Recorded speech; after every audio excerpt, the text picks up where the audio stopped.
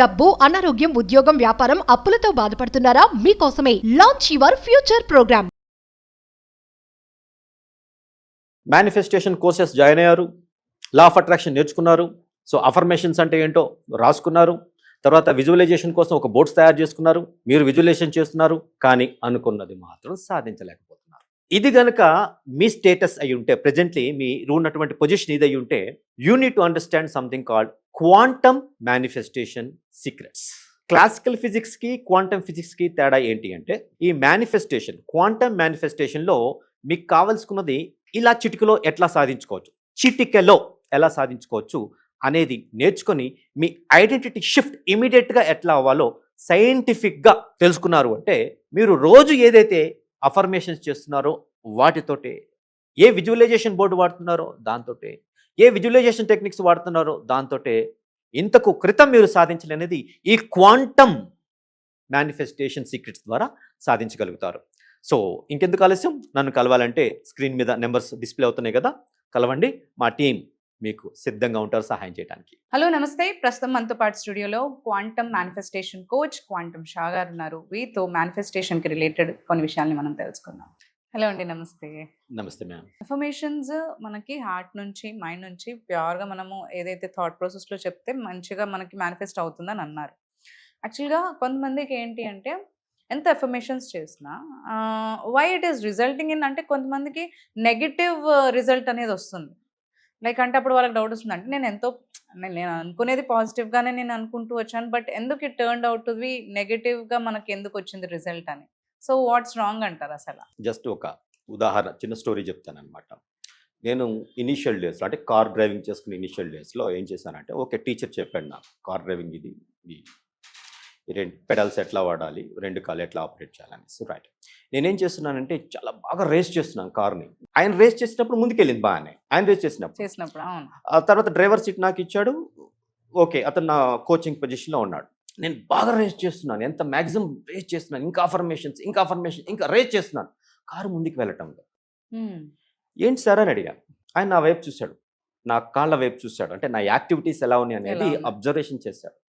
ఈ పక్కన కాలు ఏం చేసిందంటే, బ్రేక్ మీద ఇటు ఎంత నేను ఇంటెన్సిటీ తోటి రేస్ చేస్తున్నానో, యాక్సిలరేటర్ నొక్కుతున్నానో అంతే ఇంటెన్సిటీతో లెఫ్ట్ సైడ్ కాలు, లెఫ్ట్ లెగ్ కూడా బ్రేక్ని అంతే ఇంటెన్సిటీ నొక్కి పెట్టేసింది. ఇక్కడ మనకి తెలియకుండా మన సబ్ కాన్షియస్లో కొన్ని బ్లాకేజెస్ మనం తయారు చేసుకున్నాం. బయట ఎవరో వచ్చి మన మీద శత్రుత్వం పెట్టుకొని, లేదా మన జీవితంలో పైకి వెళ్తుంటే ఈడు ఎదగకూడదు అనేసి పని కట్టుకొని వాళ్ళ పనులన్నీ పక్కన పెట్టేసుకొని వచ్చి మనకి ఏదో నష్టం చేయాలని కాదు. రైట్, నాకు క్వాంటమ్ ఫిజిక్స్ సైన్స్ భగవద్గీతలో నాకు ఇష్టమైనటువంటిది క్వాంటమ్ ఫిజిక్స్, క్వాంటమ్ మేనిఫెస్టేషన్కి ఉపయోగపడేటటువంటిది. ఉద్ధరేదాత్మ ఆత్మానం నాత్మానం అవసాదయేత్ ఆత్మైవ హి ఆత్మనో బంధువు.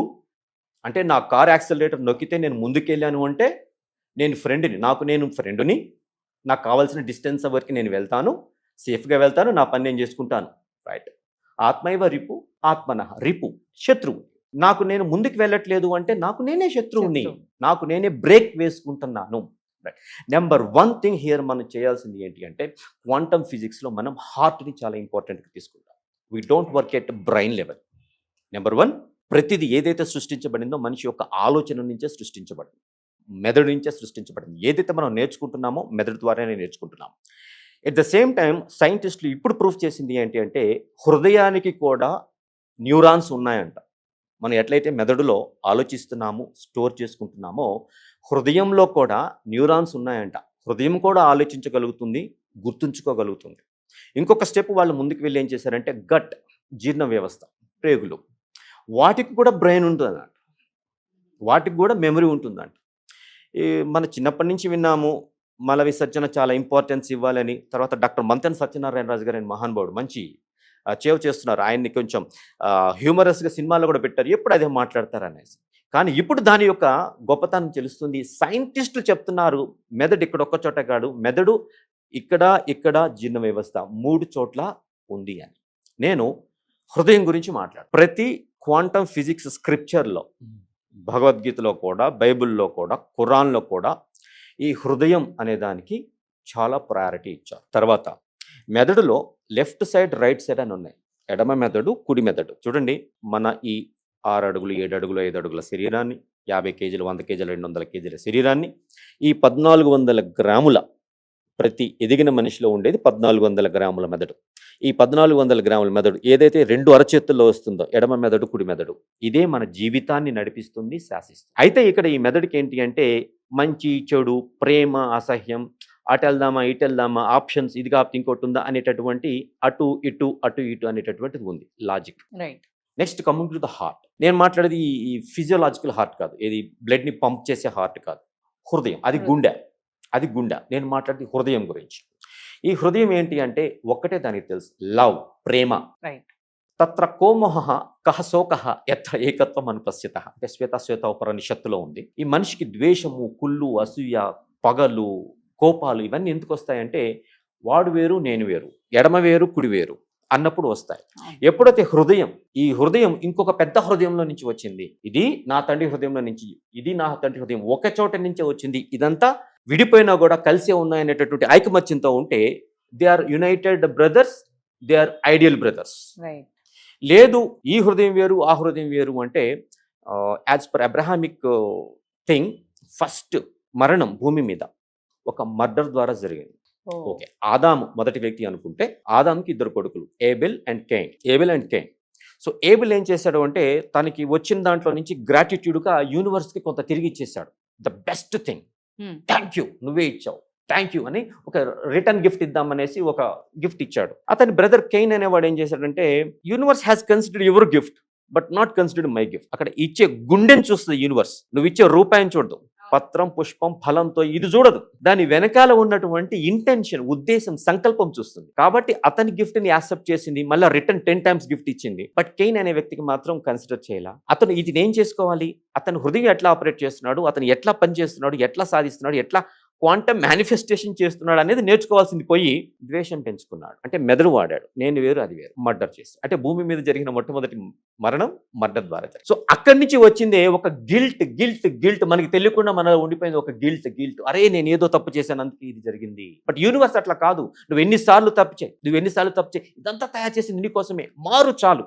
ఇప్పటి వరకు వేరే వాడికి నష్టం చేసావా, పశ్చాత్తాపడ్డావా, కన్నీళ్ళు వచ్చాయా, ఎనఫ్, ఇక్కడి నుంచైనా మంచి చేయి, అన్ని మాఫ్, 0 1 time సెటిల్మెంట్ చేసేసాం, ఇక్కడి నుంచైనా మారు. ఇది కానీ మనకి తెలియకుండా మళ్ళీ ఏం కాన్షియస్నెస్ ఉంటుంది, ఒక సిన్ కాన్షియస్నెస్. ఇప్పటి వరకు ఉన్న టీచింగ్స్ మనకి ఏం నేర్పించాయంటే స్పిరిచువల్ అండ్ రిలీజియస్ పేరుతో ఈ గురువులు, బాబాలు మనకి నేర్పించింది ఏంటి అంటే సిన్, పాపము, ఏమి చేశాను అందుకు ఇలా జరిగింది నేర్పించారు. కానీ నేను ఏమి చేయటం ద్వారా దీని నుంచి ముందుకు వెళ్తాను, దీని సారాంశమే అది. సో ముందుకు వెళ్ళటం, పురోగతి, ప్రగతి భవన్కి వెళ్ళటం మనకి శాస్త్రాలు నేర్పించాల్సింది పోయి వాళ్ళు నువ్వు ఇది చేసావు కాబట్టి నువ్వు అధోగతి భవన్లో ఉన్నావు. మనకి నేర్పించాల్సినటువంటి ధర్మశాస్త్రాలు, లా అండ్ ఆర్డర్, ఎలా ఒక కోడ్ ఆఫ్ కండక్ట్ తోటి ఉండి నేను బాగుపడుతూ పక్కన వాడికి సైంటిఫిక్ టెంపర్తో హెల్ప్ చేస్తూ ముందుకు వెళ్లాల్సింది నేర్పించబోయి క్రైమ్ ఎక్కువగా మనకి ఇంజెక్ట్ చేస్తుంది. నువ్వు ఈ క్రైమ్ చేసావంటే నీకు ఇంత శిక్ష, ఈ క్రైమ్ చేసావంటే ఇంత శిక్ష. ఓకే, అర్థమైందిగా, I'm ready for that, I will commit the crime and I will go for that. ఏమైపోయింది తర్వాత నేను విమర్శించట్లేదు కానీ media is the 4th estate. అంటే మనకి రాజ్యాంగానికి 4 స్తంభాలు ఉంటే ఒక ముఖ్యమైన స్తంభం మీడియా, న్యూస్. ఈ మీడియా తన ప్రజలకి ఎలా ఉండాలి అనేటటువంటి అవేర్నెస్ చూపించాలి. కానీ మీరు నిద్రపోవాలంటే మేలుకోండి, మీకు నేరం జరగచ్చు, మిమ్మల్ని చంపేచి ఎవరైనా, ఇవన్నీ మెదడులో కూర్చోబెడుతూ ఉంటాయి.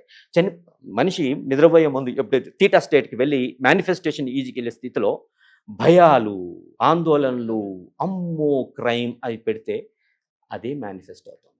సో ఇక్కడ నేను సర్ఫేస్ లెవెల్లో అఫర్మేషన్స్ చేసుకుంటున్నాను, లేదా పవిత్రంగా ఒక గుడికి వెళ్ళి పూజలు, నమాజు లేదా ప్రేయర్స్ చేస్తున్నాను. మేనిఫెస్టేషన్కి వచ్చేటప్పటికి వేరేగా ఉంది. ఫస్ట్ నేను రెస్పాన్సిబిలిటీ తీసుకోవాలి, నేను ఇది మేనిఫెస్ట్ చేసుకున్నాను, అది నాకు వచ్చింది, అది దాని తప్పు కాదు. అది ఎవరి ద్వారా వచ్చిందో వాళ్ళ తప్పు కూడా కాదు. వాళ్ళు నా ఎదుగుదల గిట్టలేని వాళ్ళు, నాకు దిష్టి పెట్టుతున్నారు, నరదిష్టి జరిగింది కాదు. వాళ్ళకి చాలా పనులు ఉన్నాయి, వాళ్ళ లైఫ్లో కూడా మేనిఫెస్టేషన్ చేసుకో చాలా ఉన్నాయి. రైట్, ఫస్ట్ నేను అంగీకరించాలి, 100% రెస్పాన్సిబిలిటీ నేను తీసుకుంటాను. ఎక్కడ నా కండిషన్ ఏంటంటే హృదయం మీద చేపెట్టాలి. మన మేనిఫెస్టేషన్ కోచింగ్లో ఫస్ట్ థింగ్ ఏంటంటే దీంతో కనెక్షన్ నేర్పిస్తాం. ముందు దీని నుంచి కనెక్ట్ ఇవ్వు చాలు, దీని నుంచి మనం కనెక్ట్ అయ్యి సాధించింది చాలు, హృదయానికి కనెక్ట్ అవ్వాలి. సో హృదయంలో కన్ను అంటాం, కన్నులు ఉండవు, రైట్? ఐనే లేవ్, అది హిబ్రూలో ఉంటుంది. కలబుల్, కలబుల్ అయిన అరబ్బీలో ఉంటుంది. హృదయ నేత్రం సంస్కృతంలో ఉంటుంది. సో ఆ కన్నుని చూస్తాం, ఆ కంటికి మనం కనెక్ట్ అవుతాం. సో దాంతో మనం చెప్తాము, నేను రెస్పాన్సిబిలిటీ తీసుకున్నాను, ఏదైతే నేను మేనిఫెస్ట్ చేశానో నాదే రెస్పాన్సిబిలిటీ, ఎవరిది తప్పు కాదు. ఇన్ని రోజులు నేను వేరే వాళ్ళ తప్పు అని ఈ చూపుడు వేలు అటు చూపించాను కాబట్టే ఇది నా తప్పైంది, నన్ను క్షమించు. నేను చింతిస్తున్నాను, నా తప్పుకి వేరే వాళ్ళని నిందించాను, చింతిస్తున్నాను. కానీ నేను అడిగింది నాకు రెడీ చేసావు కదా, thank you, I love you universe. 4 statements. దీన్ని ఓపెనోపోనో అనే స్టేట్మెంట్ మెడిటేషన్ అంటారు. ఓపెనోపోనో అంటే ఉండాల్సిన గుండెని ఉండాల్సినట్టు పెట్టడం. 4 మంత్రాలు చెప్తున్నాను.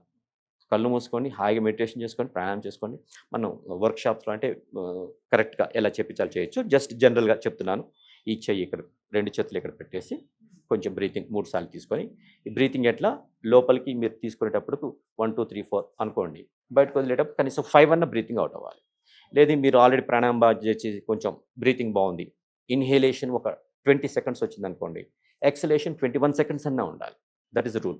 అదేంటంటే మన మెదడులో నుంచి వెళ్ళే 12 క్రేనియల్ నర్వ్స్లో 10వ నర్వ్, దాన్ని వేగస్ నర్వ్ అంటాము.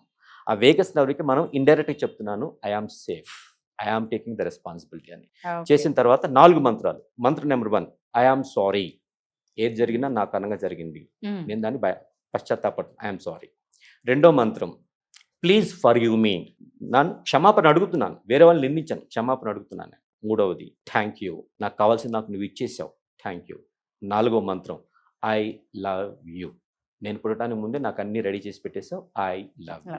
ఈ 4 మహామంత్రాలు చెప్పండి. లైఫ్ మారకపోతే నన్ను నిలదీయండి. మీరు అనుకున్నది అనుకున్నట్టుగానే పాజిటివ్గానే అఫర్మ్ అవుతుంది. ఇప్పటివరకు జరిగింది ఏంటి అంటే, లోపల అన్కాన్షియస్గా సబ్కాన్షియస్గా ఏమో భయాల్లో నిండిపోయి ఉన్నాము, నోటితో మాత్రమే అఫర్మేషన్ చెప్పాము.